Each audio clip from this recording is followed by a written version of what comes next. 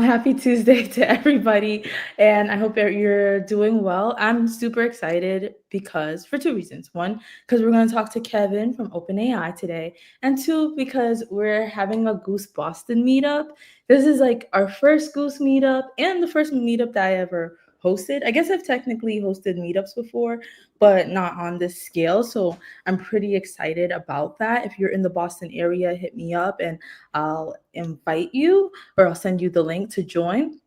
All right, so for folks who've never tuned in before, welcome to Goosing Around. This is a live stream where we kind of play around with Goose and talk to external guests about how their tools integrate with ours. Today, as I mentioned, we're chatting with Kevin Whinnery, who's a developer experience engineer at OpenAI, and we're talking about how developer experience is evolving in the AI world. We're also talking about like what it means to design for AI agents, the challenges of AI tooling, and of course, run a Goose demo using different OpenAI models. We're going to talk a lot about what OpenAI model works best for different tasks. Like that's been something I've been really curious about. I think we've determined as a team that like Claude Sonnet 3.5 works really well and GPT-4 works 4.0 works really well with Goose, but I'm just curious about like different types of tasks, writing, development, all that. But enough talking. I want to say hi to the chat. Hey, to Adewale, thanks for tuning in. And Kevin, I usually start off with an icebreaker that you weren't even ready for. This is true. This will be a genuine reaction because I was not ready for the icebreaker. Let's do this. Let's do it. And I just come up with it like randomly in my head. Like it's just a random question. So also hi Max Honk, I guess. My question is, do you skip commercials for like for streaming services? Would you rather pay for a service more money so you could skip all the commercials, or you like I really don't care? I think I mostly land on the don't care, but like I feel like I do both. Like I pay for like streaming services, and then I also see ads. Like on Hulu, I feel like I pay for that, yet also get ads. So I think like I have to go to the next level of paying. But Yeah. yeah, so somehow I think I managed to do both. I both pay and view ads in the streaming Okay. services. And it doesn't really bother you. You just end up paying that. Yeah, it's okay. Well, I feel like I need to pay something, at least for the Hulu one. I need to like pay something. Like it gets like, bundled into the Disney Plus, I think. I But I think I'm willing to deal with it because like yeah, for interior Chinatown and the bear and stuff like that, you gotta do what you gotta do. The bear, yes. Yeah. And Max said he would rather skip, but he's broke. Yeah, for me, okay, like I kind of don't care just because I'm like during a commercial, like I'm usually like multitasking. So I'm like during a commercial, I could go back to focusing on coding or cooking or whatever it is I was doing. But my little sister, she's Gen Z. I feel like Gen Z people hate commercials. She will go broke just paying like for all her streaming services to not see a commercial. But yeah, Yeah, it's true. Like if I need to like threaten the teenage children with something, it's just like you're going to talk to the man who pays for Spotify Premium, like with that tone, and they're just like, okay, fine. Like I'll give you like I won't do it anymore. I have one last icebreaker, but this one's more related to our topic. I think when we were talking backstage and even when we were prepping for this live stream, you had mentioned like that you maintain like Docusaurus and stuff like that for OpenAI and different documentation. Moses, by the way, said we skip and enjoy some. But I was curious, do you use AI ever to help you with developing documentation? I say this because I do. And I was at a conference and people were like listening to me and they're like, wow, Rizzo's saying such amazing stuff. And then someone asked me that. And as soon as I said yes, everyone was like, like it was kind of like an audible gasp, like the you need to leave type of vibe. And I was like, oh, is that wrong? So I'm just curious, do you? Oh yeah. Yeah. I feel like I don't think I could keep up with the work that we have to do at OpenAI because like there's something shipping all the time. Like there's Right. always new like bits and bobs coming out through the API or like content that we need to generate. So like I don't think I actually could have done this job at this company like with the technology of 5 years ago. Yeah. our models are actually like a non-optional part of my workflow to like generate code. We'll get into it in the demo here in a little bit to actually just show how I do that. But definitely do use AI all the time to generate code. And I don't know. I don't think it'll be shocking. My suspicion is like in the next 2 years, it'll be rarer to find a developer that doesn't use AI than one who does. Yeah, exactly. Like I think it'll flip the other way. Thank you. I will show this video when people ask me that. If anyone asks me in the future, I'm like, look, Kevin has like years of experience, and he does. Because like you're saying, development moves so quickly, and then like for me to keep up with whatever they're coding and they're building out, like sometimes I use AI to be like, hey, how does this feature work, et cetera, et cetera. And like you said, we'll see more of how it works for you. All right, I have a few. So for folks who are wondering like what to expect in this conversation, I have a few questions for Kevin, then we'll jump into a demo that he has, and I'll open the floor for questions from you all. I will love for you all to like just interact. I like feed off of audience interaction. So the more you interact, the better this live stream is going to be. And just pointing out that Max said, it's not a problem with block play, but he has 2 kids. So if you know, you know. I don't know. I only have one, and it's already a struggle. All right, Kevin. So, like we were talking about, you've had like a pretty colorful career in DevRel and developer experience. We were talking about this backstage. Like you were head of DevRel at Dino. I know you did a lot of DevRel at Twilio before joining OpenAI as a developer experience engineer. I'm curious, what was the transition like for you? Did you have to think about developer experience differently when you're working on an AI tool versus like just a runtime like Dino or like, I don't know, just curious. Yeah, I think there's a lot. I mean, in terms of transitioning, Dino was my last stop before OpenAI was a much smaller company, so like there's fewer moving parts to anything that the company would do at any given time. Where OpenAI is not huge, but it is definitely quite a bit larger, and sort of the scale of the problems that we have to deal with any given day are fairly large. Like there's weird conversations that happen sometimes where it's like, well, we're building this new giant data center thing. Should we build it to survive 1 nuclear strike or 2? And it's like, how is this like a topic of conversation right now? Like it's there's like the sorts of problems that you talk about are of a different nature. So like with the API documentation specifically, or like the SDKs that we work on, we know like anything you do in those resources is going to be consumed pretty quickly by like millions of developers that are using these tools every day. So thinking at scale becomes really important. And like as we were kind of talking about before we started, just like the speed that the organization moves requires that we think differently about how we do this work. So like it's actually pushing me a lot harder than I've been pushed in a very long time to think like, okay, a lot of the playbook that I've learned over the years like is just not going to work anymore. Like the way I did docs at Twilio is not going to work to do docs at OpenAI. So like we need to kind of develop a new set of tools and processes and like ways of thinking about doing this work to hope to kind of keep up and like do this at a better level than we have in the past. Wow, I love that it's challenging you, even though you've had like I don't know. I'm always like I looked at your LinkedIn. You had like 9 years of experience at Twilio, and then like I love that it's still challenging you to think and work in different ways. I like jobs like that where I'm like, okay, sometimes I leave a job because I'm like I just want to refresh my brain and figure out how to think a little bit differently. Yeah, we will be talking about Goose. I just Oh, we got you. yeah, we got you. We're gonna do a demo. So, talking about OpenAI and all of that, right? One of the things that I mentioned earlier is I'm trying to figure out like what LLMs should I use to plug into Goose to get the right experience.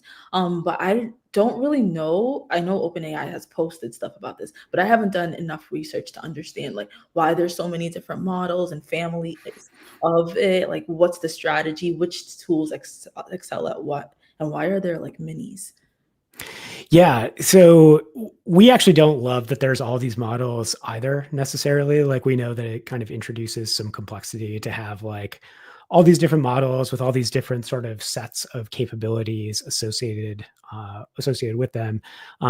We hope that kind of in the future, kind of all the models will sort of converge into one that will have like support a range of capabilities, a range of modalities, a range of like different ways of processing input. Like you'll be able to support reasoning or not, or support this type of input or not.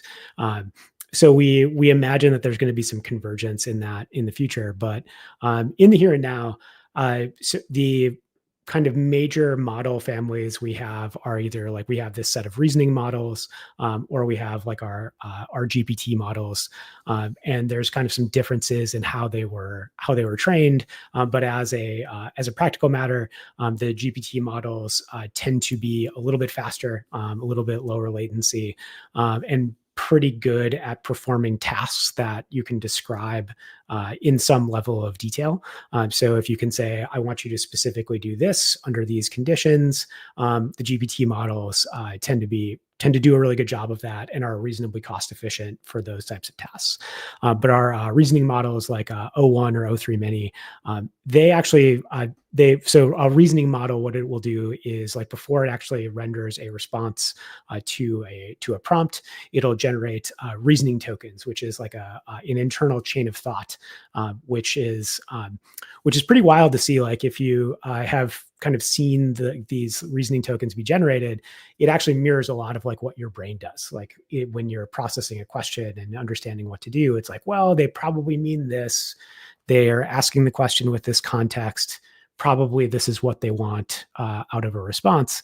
And then, after generating those reasoning tokens, they use that as part of the context that the model then uses to generate a response to the prompt. The sort of cost of that, though, is that it usually takes a little bit longer to generate the reasoning tokens, and there's more tokens, so it tends to be like a little more expensive on the API side. So reasoning models we typically see used for like more ambiguous problems where like it's like if you have a senior engineer, or a senior designer, you instead of like telling them what to do, you would pose a problem for them and say like, this is like the business outcome I want to drive. Figure out how to do it. I trust you to kind of fill in the gaps to understand like how to get that job done. Working with a reasoning model is very similar. So if you can provide like kind of specifications of what success looks like, then usually you'll get something out the other end that looks pretty close to what those specifications were. So it's so a lot of times you'll see like a reasoning model like an O1 or an O3 Mini used as like the brain of an application, where like GPT 4.0 or 4.0 Mini are used to kind of be the worker bees of the overall solution. So right now the models kind of work together in that way, but I think in the future we'll kind of have like one sort of interface that will be able to kind of conditionally do those things depending on what's appropriate. That was really insightful for me. First off, I didn't know they were called reasoning tokens. I have like clicked that reasoning button before, or deep reasoning, or used O3 and stuff like that. And then I see it like thinking in the background where it's like users think wonders about this. And I'm like, what's the point of this? So now like that kind of gave me some more context. Okay. So I know I have more questions for you, but I'm thinking since I spoke so much, I talk a lot, and we're at the 60-minute mark, maybe we can do the demo and then we'll circle back to some questions. That way we give people what they want. Feeling good? Yeah, right on. Let's do it. Cool. All right. So I actually recently kind of started messing around with Goose, and what I thought would be interesting is to kind of use it in the context of how I use OpenAI models, like in my daily work. And here, I'm actually going to move the browser over here so I can still see chat in case folks have questions. But let me pull up the editor here. So I use Cursor a lot these days. It's in terms of like an AI enabled IDE. It's still my favorite. Like the tab mode tends to, guess what I want to do pretty often. So I spend quite a bit of time in Cursor, but I actually don't love I think like the chat and the agent functionality of it is like fine, but unremarkable. Well, one thing I thought Goose has been pretty cool, like in my testing of it, is like providing sort of the more chat-like interface that is that I can put into my development workflow, like outside the context of actually editing files. And the secret sauce for that, which Goose users will know, is like the Goose hints file, which you can kind of sprinkle throughout the project. And this I have found really cool because it can kind of, when you're crafting a prompt for an LLM, you can often do, few shot learning where you provide some examples of like, this is approximately the output that I want. And like, here's some context information that is going to be, useful to generate a result that is close to the shape that I want. And being able to have like multiple of these like Goose hints files kind of around the repo lets you kind of create sessions that will like suck in that context and like actually have like a much better shot of giving you exactly what you want the first time around. So like, I'm just going to like, fire up a Goose session here in the home directory of this folder. And as I mentioned before, like I have to use AI to like get my work done. Like if I didn't use AI, I wouldn't be able to document all of our API surfaces and like keep our SDKs in any kind of semblance of working order. So the folder that I'm in here is a copy of like kind of the OpenAPI specification for the OpenAI REST API and like our real-time API and stuff like that as well. And this folder of stuff, like we have kind of a custom build process around, and it generates the OpenAPI spec, which is actually public. Like you can find that on GitHub. But like there's some custom build stuff in here, like how we include different parts of, like references to other parts of the specification isn't exactly, standard. Like this ref property, for instance, like doesn't exist in the OpenAPI spec. So like being able to author the specification in multiple files is something that's kind of special to this repo. So generating content for like this type of project can be challenging because like the model probably doesn't know all this silly little conventions that exist within this project specifically. So what I'm able to do is like in this Goose hints file, say like, okay, this is an OpenAPI schema and our schema objects look like this, and they kind of have these properties. And then our routes objects look like this, and they have these properties. So, in our specification here, all the different routes that are supported in the REST API are in these files. And we have this sort of custom convention of like, we have this double underscore in the URL. Everywhere there's supposed to be a slash in the URL. And then if there's like a path parameter, we include those in curly braces. And so like this type of information we can sort of capture in Goose hints as like sort of a cheat for like, this is how these files work. And what I've been able to do with our models and also through Goose, which has been nice because like I usually actually have to have custom scripts to do this stuff otherwise, is, we can have this information when I ask Goose to do stuff.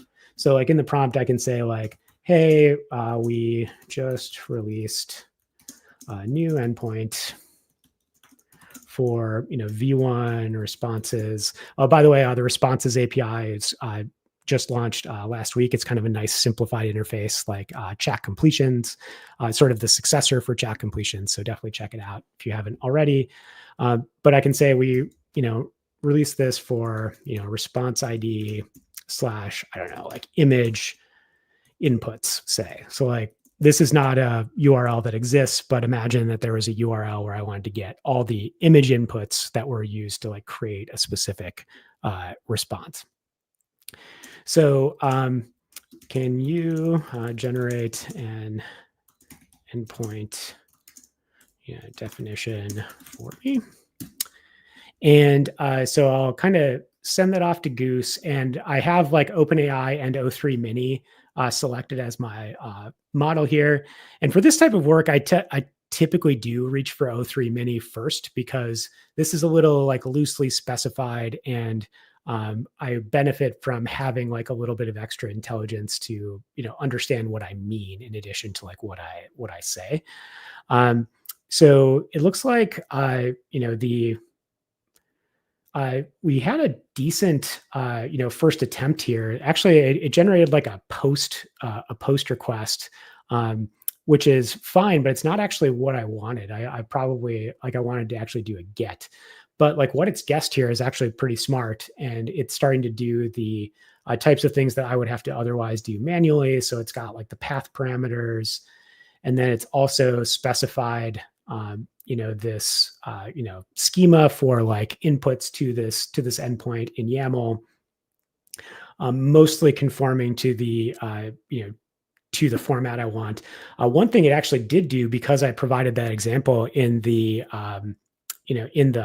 Goose hints, is it included this like fully custom extension to OpenAPI, which we have in like our spec. Because if you go to the API reference for OpenAI, all of our endpoints have like code examples configured for them, and those are actually embedded in the spec, like with this like custom extension property.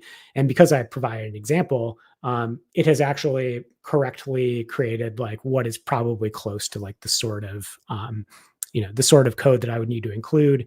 And actually, like this is how, like in a curl request, if I was doing a file upload, this is kind of how it would work. So this is actually pretty smart. So bonus points here for giving me the actual code. But one thing I've noted is like if I just ask like a little more forcefully, can you go ahead and create this? You gotta apply pressure with Goose. Yeah. What's that? No, I was saying you gotta, like you said, you wanted to ask more forcefully. I'm like, yeah, you gotta apply pressure with Goose and other AI tools sometimes. Yeah, sometimes you have to be a little explicit. Like, I think there's a way with Goose to say like to have it be a little bit more, YOLO mode, where it'll actually create files a little more aggressively. So it does look like it did the thing though. So that's great. So it actually did go through and create the file with the thing that I wanted. So if I go to, what is it? Responses, image inputs, it has created the file with the stuff that I wanted, which is pretty great. So, yeah, I mean, that's so like this type of stuff, I do all the time. Like I use our models to generate this type of stuff. Like a lot of times I'll have like very loose inputs, like from the engineering organization about like, well, this is what's in the model or what's going to be in the API endpoint. Here's like a Notion doc and like some Python code, which theoretically implements this API. I can just kind of shove that into the model and say like, can you generate a specification for it? And it'll get pretty close. So I definitely recommend, like, if you do this type of work, starting with some model generated output and some like good examples of about the output that you expect, can be a pretty big unlock. And yeah, I haven't been using Goose for that long, but like I do think like the special sauce is like, okay, cool. Like I can stuff my context with these hints files, and depending on where I start my session, it'll actually kind of have a different set of reference points that it can use for a specific kind of like workflow. So like I could see me having like a Goose hints in my paths folder, say, and then in the components folder, and then at various points, like kind of depending on the type of thing I am likely to want to do. And that would actually, for me, replace like a lot of custom scripts that I've written that, use the LLM to do these specific things. But I find like this prompting format to be a little more like natural, and it's kind of doing the thing that I want without very much intervention, and is slightly more flexible. I love that you were able to, first off, that you were able to like ramp up so quickly, because you only started using Goose like yesterday, right?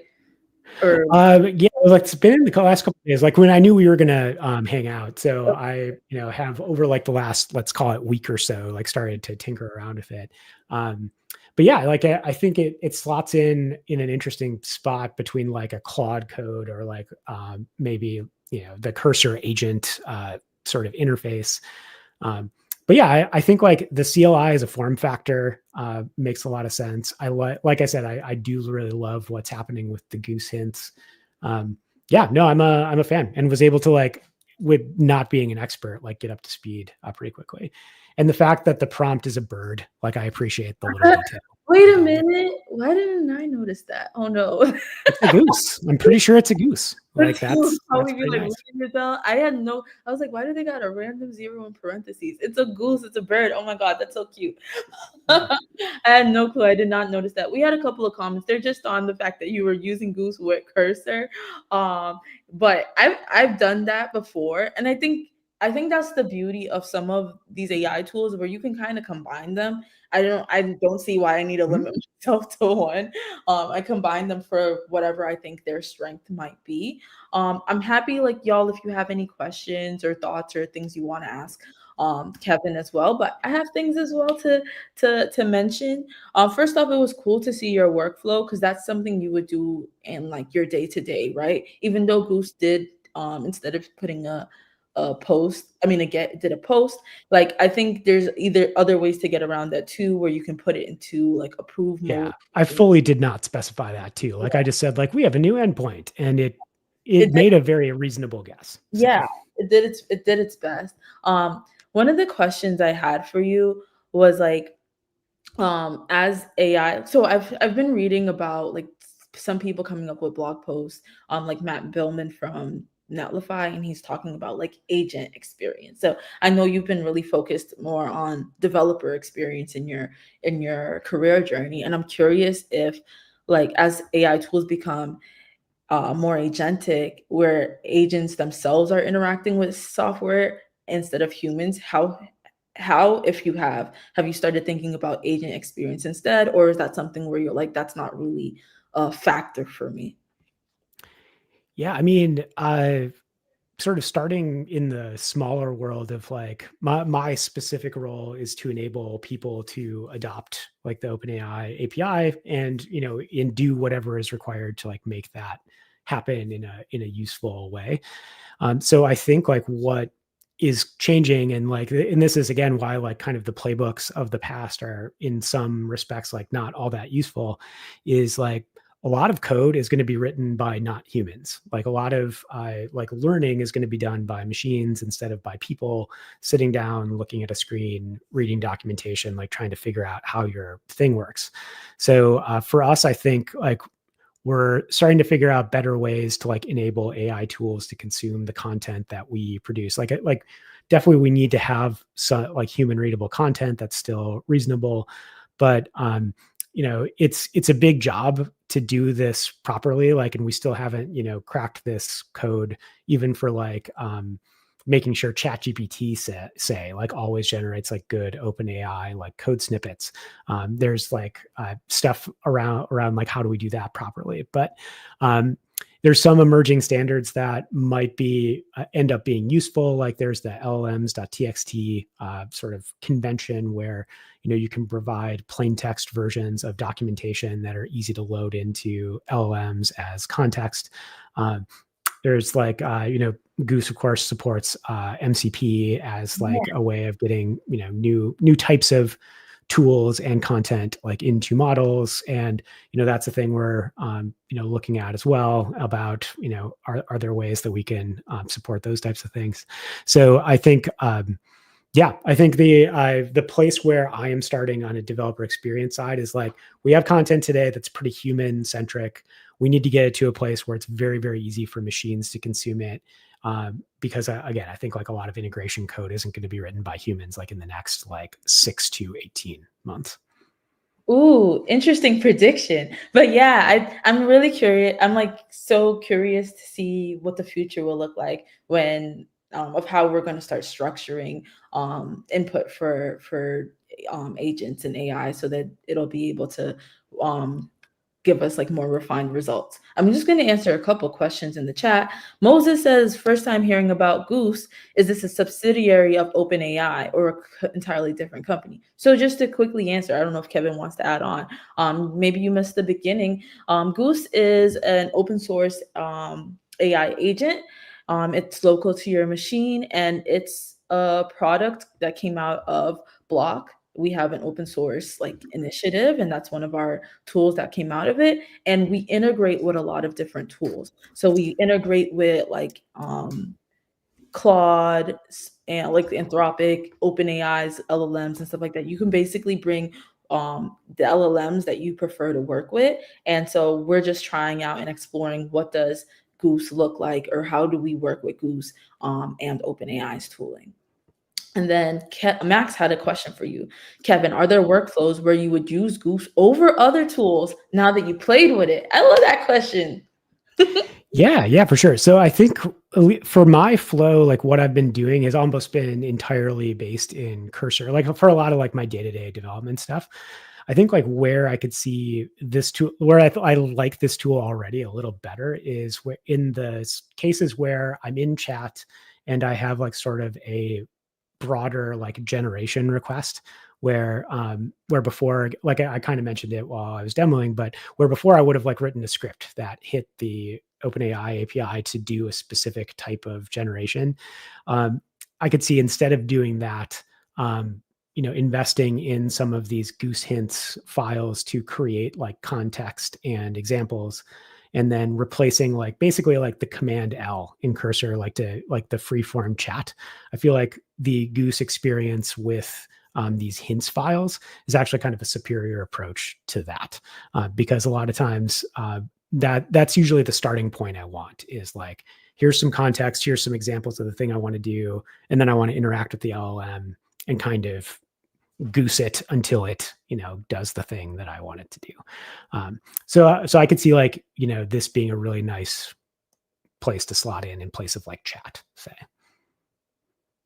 Cool. I love that. And it has a lot of, I mean, a lot of agents do have like memory capabilities and stuff like that. So I do think those parts are cool as well. Ian has an off-topic question. He said, "Is that a curling brush against the wall? And which games are on your arcade machine?" Yeah, it is a curling brush against the wall. I'm on a curling team. So I'm based in like just outside Minneapolis in Minnesota. So I'm on a curling team known as the Ice Road Chuckers. And we actually just wrapped up the season. We lost a heartbreaker to Fruit of the Broom the other day, which was tough. But curling, yeah, if you're not familiar, you slide a rock. It's a little bit like horseshoes or shuffleboard, and you try to get a rock like close to a target on a sheet of ice. And the broom lets you like sort of sweep in front of the rock to like what you're doing is you're actually melting the ice in front of the rock to make the rock either go further or to curve or curl less. So that is a curling broom back there. And the arcade machine is actually the arcade machine we made for Twilio Quest. So I made an educational game while I was at Twilio called Twilio Quest, and it was like a top-down, like Zelda style, like 16-bit RPG game. And a few times we actually brought that cabinet out to like events like PyCon or like our own conference at Twilio, and it ran Twilio Quest. So like that's why it's got like a keyboard and like a trackball on it, is you could actually play Twilio Quest and like write Twilio code on that cabinet. But the team was nice enough to give me the cabinet several years back. So yes. And that's cool about the Twilio Quest thing. And then someone was asking about like experiences with real cases or use cases of agents. I think they're trying to say. I would love to share, and I don't know if you have any as well that you want Yeah, to you share. go ahead. Love to hear you go first. Yeah, I mean, I've seen a couple of especially with Goose, and like I don't know if you pronounce it Manus or Minus or whatever, but people are using agents a lot for like automation, and not just like developers. Like sometimes people may use, like I've seen like legal teams basically, like instead of having to like read through a whole bunch of legal documentation, especially when there's like an updated version of that form, they might say like, hey, can you like tell me the differences between this documentation or this legal doc and that legal doc, and then Goose would tell them. Or I've seen people say, okay, can you give me like some analysis on some of the like severities that we've been having, or some of the things that have popped up in like pager duty, or like different like on-call tooling that people have used. So that's different areas that um you can use different agents in. And then for coding as well, I kind of just, I don't know if y'all have heard of vibe coding. Just for fun, sometimes I'm like, I have an idea, I just want to like see where the AI agent will take me, and it's just more for like a personal use case, or sometimes if I need to like spin up a demo really fast for work. But Kevin, I'll let you go. Yeah, you definitely covered some of the useful ones. Like, I've been pretty impressed with like Lovable and Vercel, like V0 as like app builders that like do surprisingly good work. And like get you pretty far, like when you're in the prototyping phase, or like if you need to build something that's like more of an internal tool. Those have been really impressive. Um, some of the other like impressive like agent type stuff I've seen has been in the coding space. Like, so there's autonomous coding agents of various flavors that will like send pull requests to your repo that do a specific task. So like I think that's where we're seeing like a lot of the like very practical applications today. Um, but I think like in other domains, we're starting to see it too. Like one of my favorite like applications of OpenAI models is Chat PRD, which is a tool for like, oh yeah, okay, so you are familiar. You are familiar. I've seen someone talking about it. Maybe Claire Vo or Yeah, something. Claire. Yeah, Claire from Launch Darkly Yeah. is like it's kind of her side hustle, and I think it is one of the best like sort of examples of like you have this domain expertise, like you kind of understand how this customer or how this type of knowledge worker needs to go about their business, and you can encode those best practices like into a set of prompt like a way to like build prompts and build workflows around LLMs that will sort of give you the benefit of that experience when you create that type of work product. And I don't know, maybe agentic is maybe not the right like way to describe it because it is like mostly a transactional interface right now, but like you could see like products like that evolving where for any type of knowledge worker, you can sort of outsource a task and say like, here's some very high level guidance of the thing I want to do, go. And I think like those types of things where like we take the work of knowledge workers, delegate those things to agents that have been sort of optimized to be really good at that type of work, and then like they give us a work product back at some point in the future. I think like that is the very near term type of agent that's going to be like pretty effective. I think like further down the road is like, is there going to be an AI agent that can book me a flight? I don't know that I would like necessarily give an AI like $5,000 to like book me on Delta, A little but nerve-wracking. yeah, but like I would definitely like trust an agent to be like, all right, send me a pull request to do this thing that I'm going to review, or like create a spreadsheet that does a budget with like these parameters. Like an agent is absolutely able to go off and do that and like do some independent research and like generate something that is super useful. So I think like that is not science fiction at all. That's just kind of where we are. And I think we're going to see like more of those types of things in the very near future. I think so too. I think it's something that like could work alongside you. I the flight idea sounds cool, but also like you said, a little bit scary. Like I would want some protections in between. Maybe it's a like ask me first, like, hey, I found some flights for you, and then I'll book. All Yeah, I think we'll get there. I think like we just haven't quite like cracked the code on that form right. factor in UX yet. DB Daryl is asking, is Ada or Claude Code part of your workflow with Goose? I'm asking as a person who lives in the CLI. For me, if I do use Goose, I don't live in the CLI, but if I do use Goose in the CLI, I often have been opening up Cursor, but I haven't used like Ada or Claude Code. Curious for you. And you're an OpenAI person, so yeah. Yeah, I haven't used those tools like specifically, but like within the CLI, something like a Goose is helpful. Like I also like try to be a team player and use a lot of the stuff that is in like the ChatGPT like desktop app. Say, so I've built some workflows around that. But again, like most often, like I interact with our models through tools like a Goose, like a Cursor, like tools that are building on top of our models. So I kind of know what they can do. I know like when I would use one model over the other. But a lot of like these different UIs and form factors and like layers on top of the models kind of provide different sets of advantages. So I think like the CLI to me feels like the most natural place to do more of like I am going to describe to the model what I want done and like kind of go that route versus like something in the IDE. Like I really do just want kind of code complete, turned up to 11. And like the cursor tab is the best example of that I've seen. Like the cursor tab is pretty magical. Like I know people are really excited about windsurf too, and I want to check it out as well. But I've found those types of tools to be super useful in that way. But like, yeah, I've been basically using cursors like chat interface as a CLI, but like I think for like the more sort of high level agenty things, the CLI is the better form factor. Awesome. Yeah. I've been wanting to, I downloaded Windsurf. I just didn't try it out. There's so many different AI tools to just keep up with. Oh wait, I'm gonna ask you maybe one last question as we're nearing the end. You kind of got into a lot of the questions that I had listed before of like what's overhyped versus realistic. You kind of said like right now what's realistic is like more of like the coding task rather than like maybe book us a flight. But I'm actually curious too, right? Like everyone's building AI agents right now, and obviously some will fade out, unfortunately. That's just the way tech is. I'm curious, like, what do you think are the key characteristics of AI agents that will basically stand the test of time? Yeah, I mean, I think like the one that's definitely top of mind is the types of agents that start to like approximate what a knowledge worker does.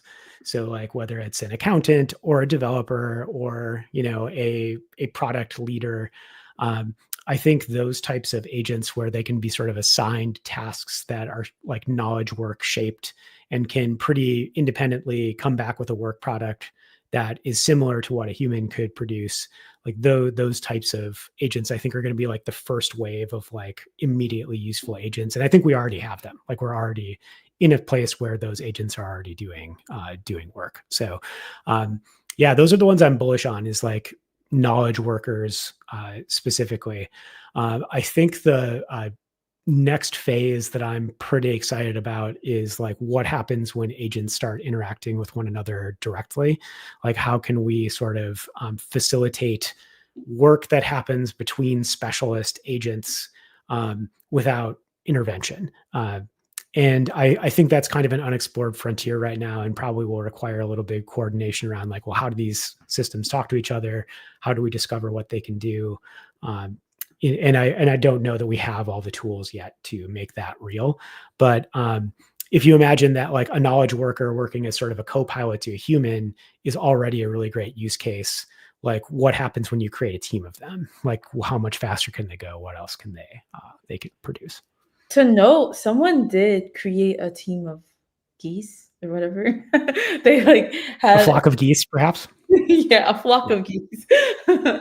And they connected them all together. There is one question in the audience that I do think is a good question because I think I kind of brushed over it a little bit. I didn't even I got so caught up in this conversation. I didn't give you guys the little quiz that I usually do. So y'all are free from that. But DB Darrell saying, where do you see GPT 4.5 and all three mini high best used in a development workflow? Yeah, I mean, I think for like generally speaking, when you have O3 mini high, like what you're hoping is for like some analysis to improve the result of the prompt that you put in. So it's usually for the types of prompts where like you might not you want to provide a set of goals and like some specifications of like, this is roughly what I want you to do, but I don't really know exactly how to do it, and I need you to fill in the gaps of my own knowledge. So for higher level tasks, like things where you're like, I kind of don't know what I don't know, O3 mini with high juice is usually going to be a good place to start, because it will do a little bit of reasoning around like, all right, probably this is what you mean, probably this is what is appropriate in this context, and it'll be able to give you a best effort. Where like all the GPT models, 4.5 among them, will do better when like the prompt is fairly explicit, and like it's more about like synthesizing content that we know to exist elsewhere in the world, where it's like, well, how do I write a piece of like write a an async loop in JavaScript that calls the fetch API, for every item in an array. Like GPT 4.5 is very, capable of doing that. 4.0 capable of doing that as well. So like when you think that your prompt is like pretty reasonably available, like within the corpus of training data that most LLMs have access to, then you're probably going to want to go that route. And because like GPT 4.5 specifically is the chunkiest like model that we've created so far in terms of like its overall training data set, it's gotten better at like writing just because it's like sampled a lot of different it's sampled so much text, it can synthesize words in like more interesting ways than it might before. So yeah, like I think those are kind of in broad strokes, like when you might use it. If you want like syntax guidance, a GPT model is probably what you want to use versus like a reasoning model. Okay, so like my takeaway is GPT 4.5 for writing, GPT 4.0 when you have a specific task, and like the O3 for like basically development oriented task. Okay, so thank you so much for like sharing your insights, Kevin. Like for me, this is really interesting. Like I'm really like I don't know, I'm interested in like the direction of where AI is going and any spicy takes, and you gave that to me. So I really appreciate it. DB Darrell also said like that's how he's been using it. Thanks for letting him know that he was on the right track. Are there any last things you want to like share with the audience, maybe about like I know you had the reasoning API or responses API? Yeah. So if you just go out to the like platform.openai.com, you'll see like in our new quick start docs, like there's it kind of take you through using this new form of the API. One thing, like if I were to plug a specific thing that you can do in responses is there's a built-in web search tool now where you can enable web search like for a completion request so that like in a couple lines of code, like you can, do inference with like the latest like data on the web. So that's been super useful. So that in conjunction with like structured outputs where you can specify like JSON data format for like the data that you get back from the API, basically turns the entire internet into a read API that you can structure any way you want. So definitely check out like the web search tool through responses if you haven't already. Awesome. Thank you so much for coming by. And like you said, check out stuff that's happening in OpenAI. I feel like learning about whatever's going on in OpenAI can also help you to learn how to use Goose better. If this was your first time even learning about Goose, feel free to join our Discord. I'll play a video at the end that'll show you how to join our Discord and just other information that we have coming up. And also, we do have the Goose Boston meetup coming up as well. So just want to invite you all to attend that or be on the lookout for that. And we always have live streams every Tuesday and Friday. That's all I have. That's it, y'all. Have a great Tuesday. Bye.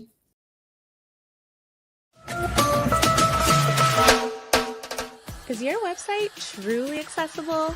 Let's plug and play with Goose to find out. Let's provide Goose with the command it needs to connect to the Puppeteer MCP server. Hey Goose, can you check if my website is accessible? Let's focus on things like keyboard navigation, color contrast analysis, screen reader compatibility, and ARIA and semantic HTML validations. Go Goose! Go Goose! Goose successfully navigated to my site, took screenshots to perform evaluations on, and performed numerous tests, along with a detailed report with, might I add, code fixes. To get started, visit block.github.io/Goose.